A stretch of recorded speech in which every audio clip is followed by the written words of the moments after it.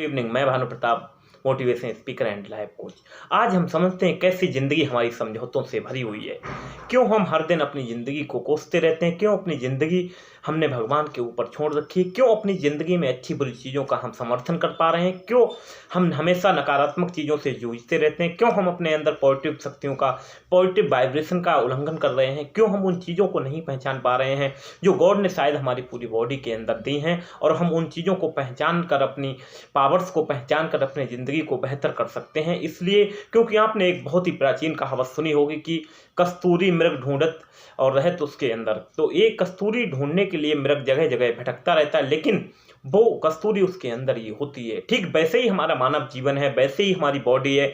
हर ईश्वर ने हर चीज़ हमारे अंदर दी है, अच्छी बुरी सारी शक्तियाँ, सारे विचार हमारे अंदर दिए, हमें अच्छा सोचने समझने की शक्ति दी है, और हमारी ज़िंदगी में बहुत सारे समझौते दिए हैं, बहुत ज़्यादा कंप्रोमाइजिंग दी है। आप देखिए, कुछ लोगों के जीवन में बहुत ज़्यादा बेहतर होता रहता है, लेकिन कुछ लोगों के जीवन में हमेशा कुछ ना कुछ घटित होता रहता है। उसका एक ही कारण है कि कहीं न कहीं जाने अनजाने में हमने उन चीज़ों के प्रति अपनी एनर्जी को शिफ्ट कर दिया। हमने अच्छी चीज़ों के बारे में सोचा तो कभी अच्छा हुआ, हमने बुरी चीज़ों को एनालिसिस किया, इमोशन एनर्जी उसमें डाली तो बुरा हुआ। इसी का रीजन है, इसी का परिणाम है, इसी का रिफ्लेक्शन है हमारी ज़िंदगी में। जब हम बहुत ज़्यादा परेशानियों से गुजरते हैं तो कहीं न कहीं पास्ट कर्मा के कारण हमारे जीवन में जो हमने बुरे कार्य किए होते हैं उनका परिणाम हमारे सामने आता है, क्योंकि हमारी इसमें गलती नहीं थी। यदि कोई दृष्टता आ जाती है, कोई अपाहिज हो जाता है, कोई शारीरिक विकलांगता आ जाती है, तो कुछ लोग होते हैं जो अपनी ज़िंदगी को नामूल्य समझने लगते हैं। वो अपने उसी का रोना रोने लगते हैं, दुख करने लगते हैं, चीखने चिल्लाने लगते हैं। लेकिन कुछ लोग होते हैं जो उसी सिचुएशन में बहुत ज़्यादा रिकॉर्ड तोड़ जाते हैं, बहुत ज़्यादा अपने आप को बेहतर हासिल कर देते हैं अन्य लोगों से, क्योंकि उनके अंदर प्रेरणा की पावर है, उनका इमोशनल वाइब्रेशन जो सेंटर है वो बहुत ज़्यादा ही विकसित है। उन्होंने अपने आप को इस बार बार हैबिचुअल किया है, अपनी आदतन ये बनाया है कि शायद मैं जो कर सकता हूँ वो शायद क्यों नहीं कर सकता। क्योंकि जब तक आप अपने यूनिकनेस को नहीं पहचानेंगे और जब तक आप अपने आप से प्यार नहीं करेंगे, लव योर सेल्फ वाला कॉन्सेप्ट जब तक आपका नहीं होगा, शायद आप अपनी ज़िंदगी को बेहतर से नहीं समझ सकते हैं। हर व्यक्ति के अंदर वो पावर है, वो पोटेंशियल है कि वो अपने जीवन को बेहतर कर सकता है, लेकिन हम लोगों ने आसपास के नेगेटिव लोगों के कारण अपने ध्यान और अपनी शक्ति को डाइवर्ट कर रखा है। क्यों? उसका कारण ये है कि कहीं न कहीं हमारे जीवन में बहुत सारे उतार चढ़ाव आते हैं, बहुत सारी अच्छी बुरी परिस्थितियां आती हैं, लेकिन हम उसका सामना कैसे करते हैं ये हमारे जीवन का अहम अंग होना चाहिए। लेकिन हम लोगों ने तो उसमें डिप्रेशन, टेंशन जैसी समस्याओं को निमंत्रण दे दिया। हमने पल भर के लिए ये नहीं सोचा कि क्या आज हम जिस चीज़ की टेंशन ले रहे हैं क्या उससे हम कल उसको बेहतर कर सकते हैं। नहीं, हमने तो उस पे टेंशन पे फोकस कर दिया। यदि हम उस पे सॉल्यूशन पे फोकस करते तो शायद हमारा जीवन बहुत बेहतर हो सकता है। मैंने ऐसी सैकड़ों स्टोरियाँ पढ़ी, सैकड़ों बुक्स पढ़ी, उनमें हर बुक्स में कहीं ना कहीं यही आउटपुट निकला कि अपने जीवन को बेहतर बनाएं, और अपने जीवन को बेहतर बनाने के लिए उन छोटी छोटी आदतों को अपनाइए जिनसे आपको खुशी मिलती है। अल्टीमेट खुशी का मतलब क्या है कि आप अपने जीवन में सफलता तो हासिल करें, लेकिन वो सफलता में दूसरों का कंट्रीब्यूशन भी करें। कंट्रोवर्सी ना करके कंट्रीब्यूशन की आदत डालिए, क्योंकि मेथड अपनाइए, कोई मैनर अपनाइए, ना कि किसी को मोटिवेट, और ये सब चीज़ें आपके जीवन का अहम हिस्सा होना चाहिए। क्योंकि आप बदलेंगे तो आपका परिवार बदलेगा, आपका परिवार बदलेगा, आपके घर में खुशियाँ आएंगी। जब खुशी इस तरह से आती है तो वो लंबे समय तक टिकती है। धन जब खुशी के साथ आता है तो वो लंबे समय तक टिकता है। ये सारे सिद्धांत जब हमने अपनाने शुरू किए, इन पे हमने विजुअलाइजेशन करना किया। मैंने विजुअलाइजेशन के वीडियो बनाए, बहुत सारी चीज़ें बनाई, मैंने अपने जीवन को विजुअलाइज किया, अपने पास्ट कर्मा फास्ट थ्योरियों को डिलीटिंग करने की अथॉरिटी अपनाई, और मैंने अपने आप को बेहतर परिणाम हासिल किए। हर वो व्यक्ति कर सकता है, चाहे किसी भी तबके से हो, क्योंकि मेरा उद्देश्य ये है कि मैं हर व्यक्ति तक ऐसे विचार दे सकूं कि हर व्यक्ति अपने जीवन को बहुत ज़्यादा बेहतर बना सकते। क्योंकि जब तक हम अपने जीवन को बेहतर बनाने की जिम्मेदारी स्वयं नहीं लेंगे, तब तक शायद कोई भगवान का भी फरिश्ता आके हमें ये नहीं कहेगा कि आज आप सोए हो, कल आपको महल बना दिए जाएं या आप करोड़ों की प्रसिद्धि हासिल की जाएं।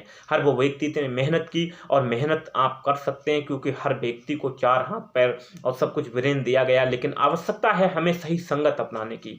संगत आदत गुरु ही हमारे कार्य को बेहतर बनाएगी, क्योंकि जिंदगी में बहुत सारे चुड़ाव आते हैं। आपने देखा हो झील में जब साफ मौसम होता है तो हजार नावें चलती हैं और उनके तंबू समयाने उनको चलाते रहते हैं, लेकिन जब नदी में कहीं न कहीं मौसम गड़बड़ होता है तो शायद उनकी संख्या कम हो जाती है। ठीक वैसे ही हमारे जीवन का रोल है। आप देखेंगे कि जीवन में जब तक हम आगे बढ़ते रहते हैं हमें लोग सपोर्ट करते रहते हैं, लेकिन जब हम जीवन की सीढ़ियों से फिसल जाते हैं, अपने जीवन में कुछ चीज़ें से बैकअप आ जाते हैं, तो लोग हमारी निंदा आलोचना करने लगते हैं।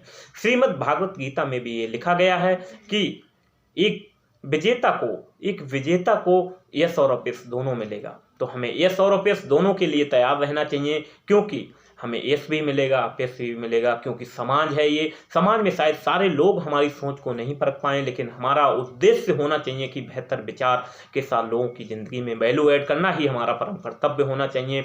चाहे हम देने के लिए, हमारे पास बहुत सारी चीज़ें हैं। मैं देने के लिए सिर्फ धन की बात नहीं कर रहा हूँ। देने के लिए आप एक अच्छी खुशी दे सकते हैं, अच्छी स्माइल दे सकते हैं, लोगों को मोटिवेशन दे सकते हैं, लोगों को सलाह दे सकते हैं। ये आप दे जब पाएंगे जब आपके अंदर देने की भावना प्रबल जागृत होगी। ये प्रबल भावना आपके अंदर जब जागृत होगी, जब आपके अंदर चिंतन होगा, आप अपनी जिंदगी को चिंतन करेंगे, चिंता नहीं चिंतन कीजिए और हर दिन रियलाइज कीजिए कि जीवन तो ऐसे ही फिसल रहा है, हर दिन चल रहा है। क्या जीवन के 30 साल मैंने यूं ही निकाल दे? क्या मैं आगे का जीवन भी ऐसे ही व्यतीत करना चाहता हूं? आज अपने हृदय पर हाथ रख के सोचिए एक पल के लिए कि ईश्वर ने क्या हमें इस पृथ्वी पर इसलिए ही बनाया कि सिर्फ जानवरों की तरह जीवन जी के हम वापस आ जाएं? इसलिए बनाया कि मनुष्य तू बड़ा महान है, तू चाहे तो नदियों को मोड़ दे, तू चाहे तो पृथ्वी को अंबर से मोड़ दे। आज आप देखिए कि कहीं न कहीं पहले हम घंटों सालों इंतजार करते थे, लोग विदेशों से चिट्ठियां आती थीं, लेकिन आज एक फ़ोन करते हैं अमेरिका से कॉल आ जाता है, एक फ़ोन करते हैं जापान से कॉल आ जाता है, एक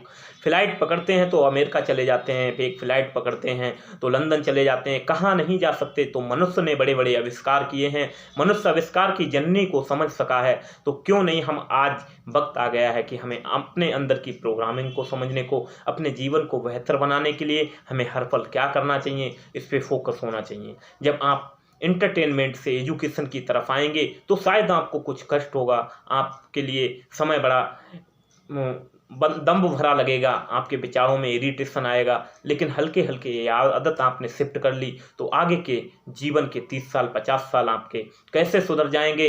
आपको अचंभा होगा ये जानकर कि जितने भी सक्सेसफुल लोग हुए हैं उनने अपने पास्ट जीवन को रियलाइज़ किया और समझा कि क्या क्या मैंने ऐसी गलतियां करी और कितने सालों तक मुझे ये गलती करनी है। उसके साथ उन्होंने अपने जीवन को बहुत ज़्यादा बेहतर और इनोवेशन युक्त बनाया। धीरू भाई अंबानी को ले लीजिए, उन्होंने पेट्रोल पंप पे नौकरी की, लेकिन उनके अंदर विचार था एक विजनरी का। एक विजनरी क्या कर सकता है? एक विजन मेरे हिसाब से वो है जो दुनिया के लिए होता है। विजन कभी हमेशा अपने लिए नहीं होता है, हमें दुनिया में क्या कंट्रीब्यूशन करना है।